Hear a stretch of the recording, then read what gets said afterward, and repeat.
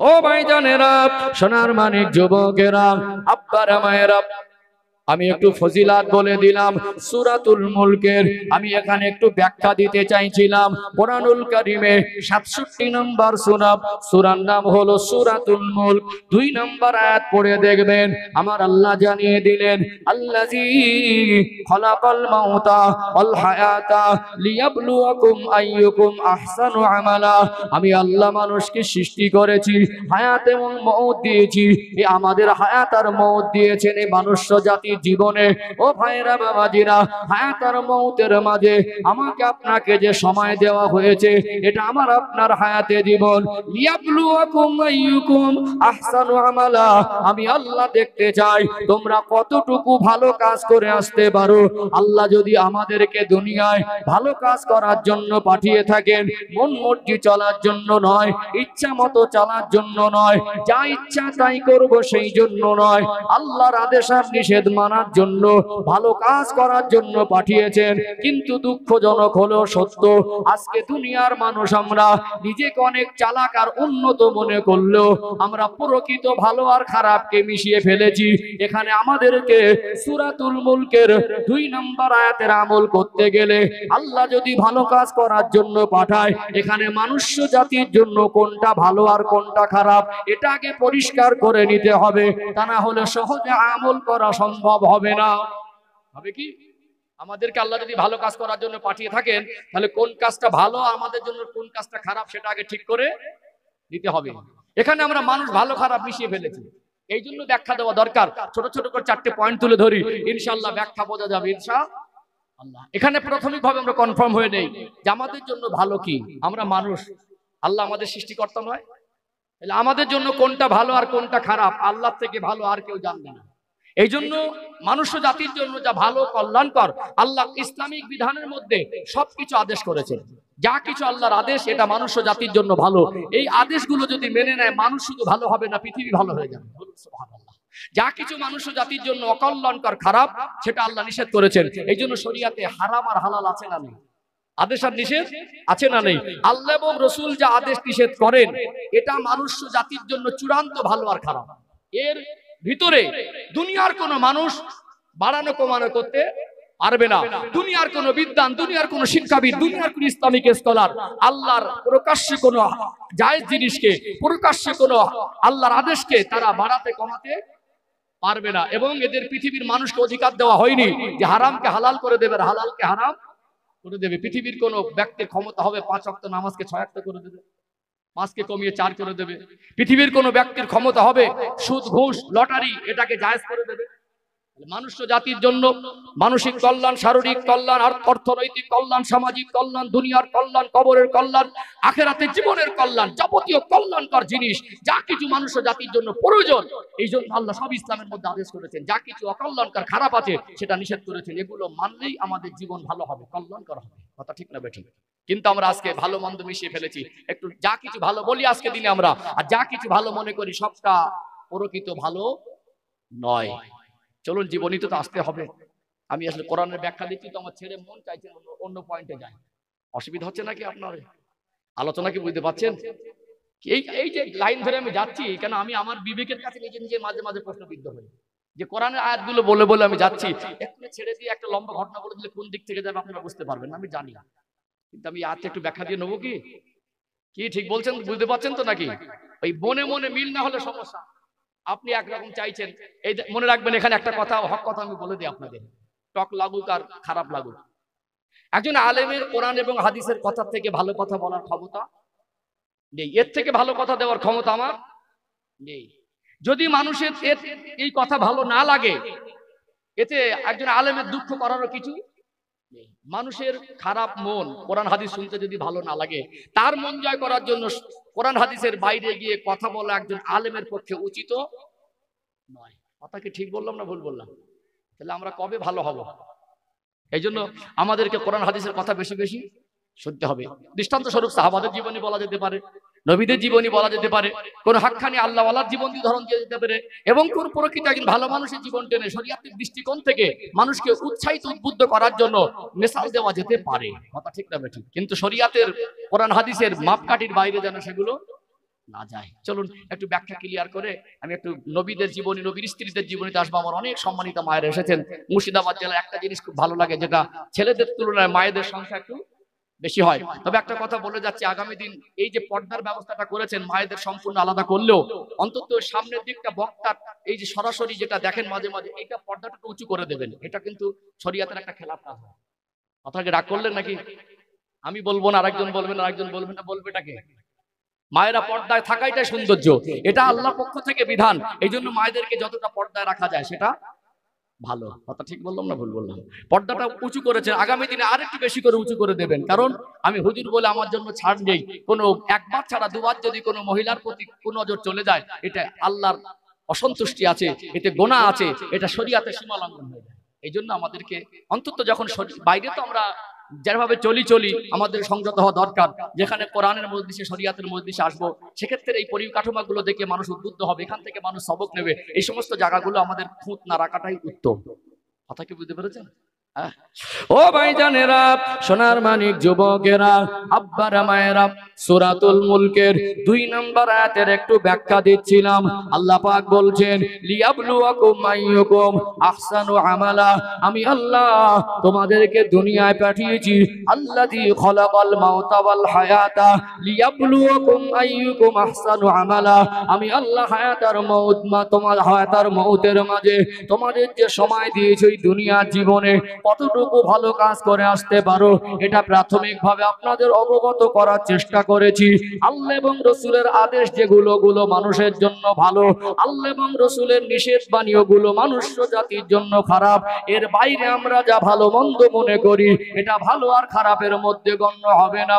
আজকে সমাজের চিত্রও দেখবেন, আল্লাহ দয়াময় পুরুষ মানুষকে সমাজের জন্য, সংসারের জন্য, বিশেষ করে একটা পুরুষ একটা সংসারের জন্য বড় নিয়ামত। আজ আমাদের ছেলেগুলো বাবার কাছে যখন পয়সা চায়, জামা কাপড় কিনবার জন্য যখন পয়সা চায়, খাবার জন্য প্রয়োজনে পয়সা চায়, ওগুলো বাবা কষ্ট করে যোগান দেয় কি দেয় না? একটা পুরুষ মানুষ সংসারের জন্য কতটা নিয়ামত। দেশে যদি কাজ না হয় বিদেশে যায়। বিশেষ করে মুর্শিদাবাদ জেলার রাজমিস্ত্রিদের একটা সুখ্যাতি আছে। গোটা বাংলার কোনায় কোনায় গিয়ে মুর্শিদাবাদ জেলার মানুষের হাতের কাজের সৌন্দর্য একটা বিখ্যাত আছে না নেই? একটা খ্যাতি অর্জন আছে। কেন চলে যায় বিবিকে ছেড়ে, বাচ্চাকে ছেড়ে, বাবা মাকে ছেড়ে? পুরুষ মানুষ হয়তো ভাষায় বলে না, মুখ না ফুটলে বুকটা ফেটে যায়। বিবিকে ছেড়ে যেতে মন না চাইলেও, বাচ্চাকে ছেড়ে যেতে মন না চাইলেও, পাড়া প্রতিবেশীকে ছেড়ে যেতে মন না চাইলেও তারপরে চলে যায়। কেন? আমার বিবি যদি একটু ভালো থাকে, আমার বাবা মা কিভাবে সুখে থাকবে, আমার বাচ্চারা কিভাবে শান্তিতে থাকবে। এই জন্য পুরুষ মানুষ 2 ঘন্টা 4 ঘন্টা 6 ঘন্টা মাটি কোপানো কাজ, রাজমিস্ত্রির জোগাড়ে কাজ, সিমেন্টের বস্তাগুলো মাথায় নিয়ে একতলা থেকে 2 তলায় ওঠে, মাটি কোপানো কাজ করে প্রচন্ড গরমে গেঞ্জিটা ঘামে ভিজে যায়। বাড়ি আসে, গেঞ্জিটা নিংড়ালে মনে হয় টপ টপ করে ঘাম বের হবে। বাচ্চা যদি বলে আমার একটা গেঞ্জি বা জামা দরকার, প্যান্ট দরকার, স্ত্রী যদি বলে কাপড়টা ছিঁড়ে গেছে, ওই ঘাম শুকায় না, গেঞ্জিটা তখনও ভিজে। ওই কষ্টের টাকা দিয়ে বিবিকে একটা কাপড় কিনে দিয়ে, বাচ্চাকে একটা পোশাক কিনে দিয়ে, বিবি বাচ্চা বাবা মা ভাই বোনের আবদার পূরণ করে পুরুষ মানুষটার মনে ওই কষ্টের জন্য যেন একটা সান্ত্বনা হয়ে যায়। পুরুষ মানুষকে আল্লাহ সংসারের জন্য নিয়ামত করেছেন না করেন নাই? আজকে বাবাটা কাজ করে বাড়ি ফিরলো, গেঞ্জিটা ঘামে ভিজে, 500 টাকা নিল। ওই টাকাটা নিয়ে একটা সাবালক ছেলে চলে গেল। ছেলেটার বয়স 20 বছর। মার্কেটে গিয়ে ব্র্যান্ডেড কোম্পানির একটা প্যান্ট বা জামা কিনলো। কাপড়ের কোয়ালিটির কোনো তুলনা নেই, কোম্পানিটাও ব্র্যান্ডেড। ওই পোশাকটা কিনেছে বাবার হালাল টাকা দিয়ে। ওই পোশাকে যদি কোনো জীবজন্তুরের ছবি থাকে, ওই পোশাকে যদি দুনিয়ার কোনো খেলোয়াড় বা প্লেয়ারের ছবি থাকে, ওই পোশাকটা যদি শরীয়তের হক আদায় না হয়, সতর ঢাকা না যায়, যত হালাল টাকা হোক, দুনিয়ার মানুষ ওকে যত ভালো বলুক, ওই ভালোর মূল্য কবরের হাসরে কি 1 পয়সা কোনো মূল্য আছে? আছে কি? আজকে আমরা গার্জেন, এত বেহায়াপনা আমাদের সমাজে বেড়ে গেছে। বাবার সামনে, মায়ের সামনে, সাবালিকা বোনের সামনে একটা 20 বছরের যুবক ছেলে, ওই ছেলেটা হাফ প্যান্ট পরে ঘুরে লজ্জা। শুধু বলেন মায়েদের রস করেন, শুধু বলেন হুজুর পর্দা সম্পর্কে ওয়াজ করে খুঁজে দেন। এখানে কিছু যদি আপনাদের আবদার শুনে, কোন কমিটির আবদার শুনে, এখানে যদি মা বোনদেরকে শরিয়াতের কথা বলতে গিয়ে কোরআন হাদিস দিয়ে নিশ্চয়ই পর্দা না করলে জাহান্নামে যাবে, ওটা কোরআন হাদিস বলে, ওটাকে যদি রেফারেন্স দিয়ে প্রমাণ করি, পাশ থেকে একজন মানুষ হেসে হেসে বলবে হুজুর হেভি দিল। আপনার গ্রামের মা, আপনার মেয়ে, আপনার খালা, আপনার প্রতিবেশী, তাকে একজন বক্তা স্টেজে জাহান্নামী বলে দিল, আর আপনি মস্কে মস্কে হেসে বললেন হুজুর হেভি দিল। এটা কোন পর্যায়ের চিন্তাধারা? ঠিক বললাম না ভুল বললাম? বড় এখানটা আফসোসের ব্যাপার ছিল। আজ আমরা এত বিদ্বান, এত জ্ঞানী গুণী, এত বিশিষ্ট জন, এত সমাজে এত নাম করা মানুষ থাকতে, আমরা সমাজে এত পণ্ডিত থাকতে, আমাদের পরিবারের মা বোনদের অবস্থাটা এমন কেন হলো? এই প্রশ্নটা তোলা দরকার ছিল। ঠিক বলছি না ভুল বলছি? শুনে রাখেন, পর্দা শুধু মহিলাদের নয়, পর্দা পুরুষেরও আছে। আছে না নেই? পর্দা পুরুষেরও আছে। একটা মহিলার যদি মাথার চুল ঢাকতে হয়, পায়ের গোড়ালির নিচ পর্যন্ত ঢাকতে হয়, হাতের কবজি পর্যন্ত ঢাকতে হয়, এটা যদি ফরজে আইন হয়, একটা পুরুষের নাভির নিচে কাপড় নামানো যাবে না, হাঁটুর উপরে কাপড় তোলা যাবে না, নাভি থেকে হাঁটু পর্যন্ত এটা পুরুষের জন্য ঢাকা ফরজ। অর্থাৎ আজকে যাদের আল্লাহ একটু পয়সা দিয়েছে, আজকে শহর এলাকার যারা বাসিন্দা, আজকে আমাদের গ্রাম্য এলাকায় কিছু কিছু যুবকরা এরা ফেসবুক ইউটিউব দেখে দেখে এটা ফ্যাশন আর মডার্নগিরি দেখাতে গিয়ে আজকে হাফ প্যান্ট পরে ঘুরে, বাবা মার নজরে এগুলো পড়লেও এগুলোকে প্রতিবাদ করে না। এই হালাল টাকা দিয়ে পোশাক কিনছে, মা ছেলেটাকে হাফ প্যান্ট পরা অবস্থা দেখে বলছে কচি তোকে হেভি লাগছে। কি বলছে? বাবা বলছে হেভি লাগছে, বন্ধু বান্ধব বলছে হেভি লাগছে। যদি আল্লাহর পছন্দ না হয়, ওটা শরিয়াতের পোশাক না হয়, ও যত ভালো লাগুক আর যত টাকা দিয়ে কিনে আনেন, ও পোশাকে কবরের হাসরে এক পয়সা দাম নেই। এখন তো এত আপডেট হয়ে গেছে, আমাদের ছেলেরা পয়সা দিয়ে ছেঁড়া প্যান্ট ছাড়া কেনে না। আর ওই যে প্যান্ট কিনে পড়ছে, ওই প্যান্ট দিয়ে নাভির উপরে তোলা সম্ভব হবে বলে আমার মনে হয় না। নাভি থেকে এতটা নিচে নেমে গেছে, নাভির নিচে লোমগুলো দেখা যাচ্ছে। কথা বাস্তব বললাম না বাস্তব বললাম? আমরা বলছি আপডেট হয়েছে, আফসোস পিছন থেকে এতটা নেমে যাচ্ছে। এখন শর্ট গেঞ্জি পরছে ছেলেরা, কি পরছে? শর্ট গেঞ্জি পরছে, প্যান্টটা খুলে পড়ে গেল। আমরা বলছি তোকে হেভি লাগছে। কি লাগছে? আল্লাহ যদি ভালো কাজ করার জন্য পাঠায়, এখানে আমাদের কাছে মোমেন মুসলমানের কাছে ওটাই তো ভালো। আল্লাহ এবং রসুলের যেটা পছন্দ, ওটাই তো আমাদের কাছে খারাপ হওয়ার কথা ছিল, যেটা আল্লাহ এবং রসুলের কাছে অপছন্দের। এই পোশাকটা শরিয়াতের পোশাক নয়, ওগুলো আমরা ভালো বলে চালিয়ে দিচ্ছি না, দেই না। অনেক বাবাজি চাষবাসের কাজ করেন, আপনি কাঁচা মারছেন মনে আপনি একটা ফরজ হুকুমের সীমা লঙ্ঘন করছেন। কোন হালাতে একজন পুরুষ মানুষ কাঁচা মেরে কাজ করতে পারবে না। আপনাকে সাবধান হতে হবে। যদি পানিতে যারা অনেক মাছ চাষ করছে, অনেক সময় পানিতে জাল টানার কাজ করে, মাছ ধরা কাজ করে, লুঙ্গি পরে মনে করেন কাঁচাটা মেরে নেমে যায়, পারবেন না। আপনাকে এমন একটা পোশাক বানিয়ে নেন কাজের ক্ষেত্রে যেন লাস্টিক বা গার্ডার দেওয়া থাকে, কোন রকমের হাঁটুর উপরে উঠে না যায়। ফরজ হুকুম মানার ক্ষেত্রে প্রত্যেকটা মুসলমান মুমিনকে সতর্ক হওয়া দরকার। আছে না নেই?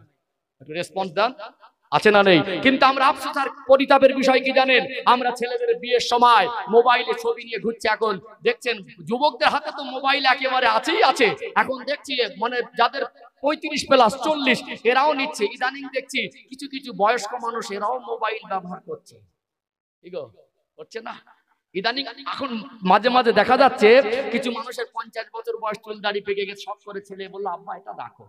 এখন তারাও ঘুরছে, ছেলের বিয়ে দেবে, চার দোকানে বসে মোবাইল খুলে ছবি ঘাটছে। সেই ছেলের ছবি দেখেছিস, ছেলেটার বিয়ে দেবো কিরকম লাগছে বলতো? হিরোর মতো।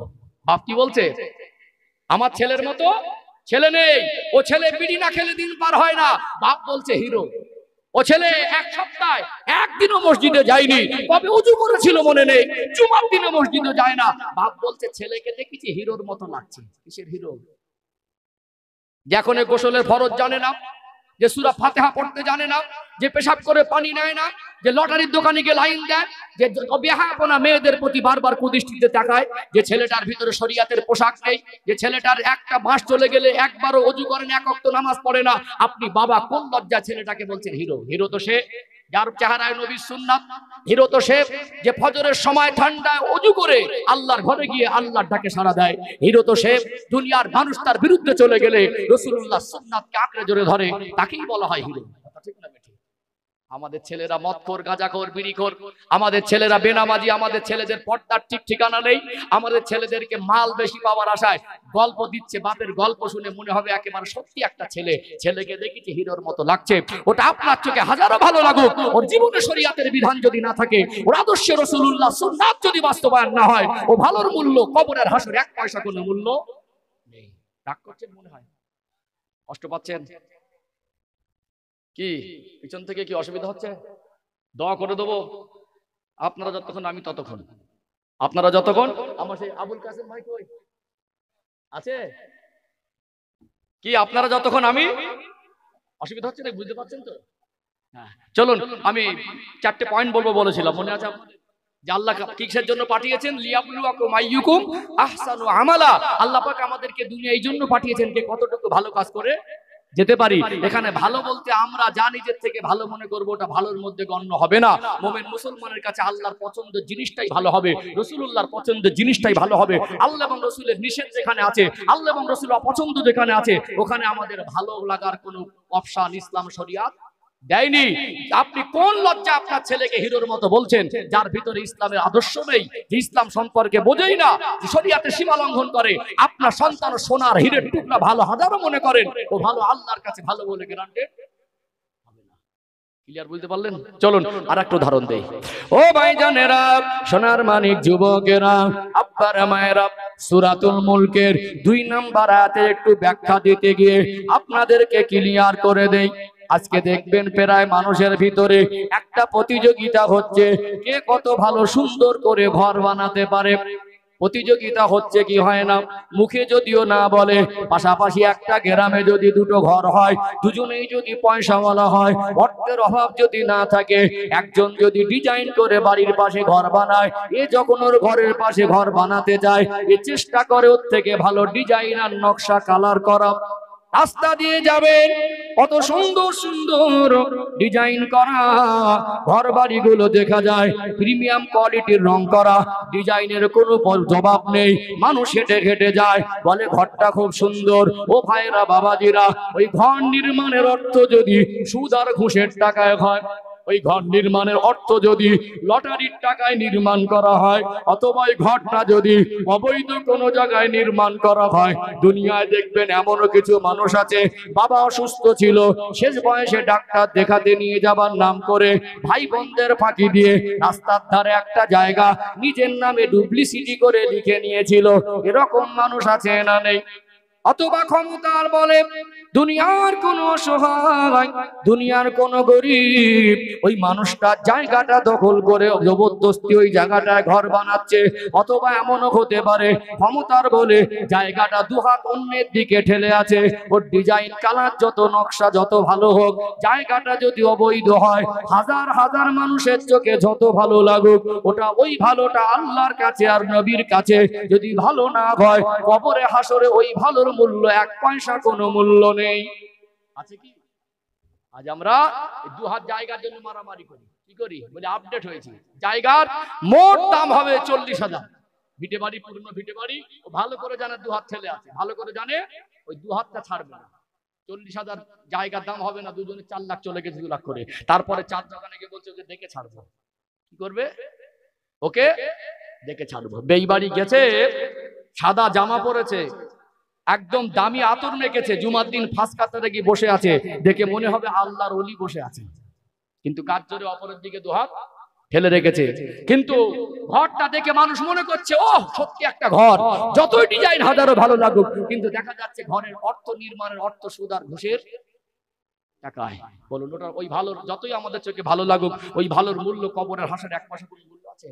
আমরা মুমিন মুসলমান, আমাদের পছন্দটা আল্লাহ এবং রাসূলের পছন্দ মতো হতে হবে। বরং হারাম পন্থায় অট্টালিকা করার থেকে, একটা ঘরের চালে ঘুমানো ব্যক্তিকে হারাম টাকায় বিরিয়ানি খাওয়ার থেকে, হারাম টাকা খরচার বিনিময়ে এসি রুমে ঘুমানোর থেকে, একজন মানুষ ভ্যান চালিয়ে, একজন মানুষ ঠেলা গাড়ি চালিয়ে, একজন মানুষ যদি জুতো সেলাই করে রোজগার করে, ওটা যদি হালাল হয়, ওই এসি রুমে ঘুমানো বিরিয়ানি খাওয়া ব্যক্তির থেকে হালাল রুজি উপার্জনকারী তালপাতার ছাউনির নিচে ঘুমানো ব্যক্তি আল্লাহর কাছে পছন্দের। ঠিক বললাম না ভুল বললাম? তাহলে আমরা এত আপডেট হয়ে গেছি, খারাপকে ভালো বলেছি আর ভালোকে